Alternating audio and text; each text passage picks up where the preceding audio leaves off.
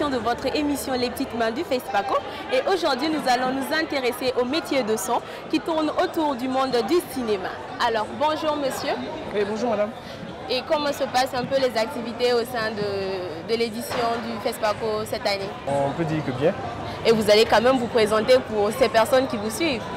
Moi, c'est Salomon Ouedraogo. Ok. Je suis ingénieur son au groupement Omega Media. Pouvez-vous nous parler plus concrètement de votre métier?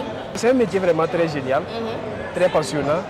Et d'aucuns diront que c'est vraiment quelque chose de compliqué parce qu'il y a plusieurs boutons à toucher, il y a plusieurs aspects à prendre en compte et tout ça. Mais au finish, on peut résumer que c'est un métier génial. Mais concrètement, qu'est-ce que vous êtes chargé de faire?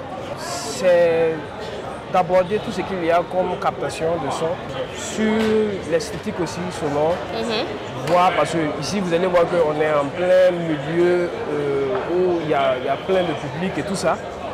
Et vous verrez qu'on serait affronté à voir les bruits parasites et les bruits aussi qui sont là sur les caméras que nous devons avoir. Donc du coup, ça fait que ça rend un peu souvent les tâches un peu compliquées. Donc ça aussi, ça fait partie d'un des objectifs phares que nous avons dans la captation du son.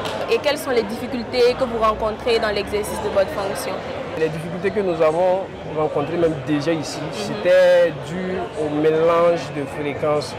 Parce que ici, nous travaillons avec des systèmes HF à fréquence.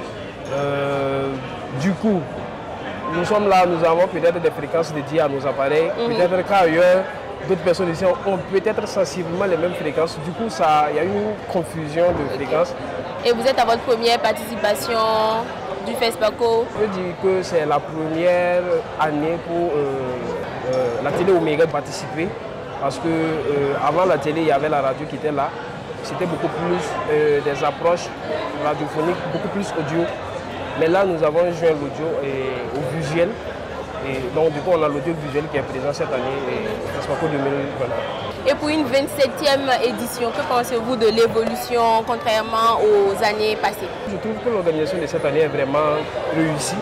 Parce qu'on a réussi à mettre tout le monde dans le bain.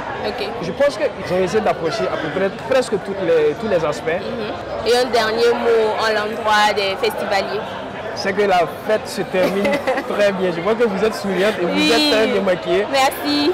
Donc que la fête se termine bien et voilà, que le meilleur gagne pour la compétition de l'étalon. Merci beaucoup. Merci bien. C'est tout pour notre entretien de ce jour. Sur ce, portez-vous bien, on se retrouve très bientôt et profitez de votre événement.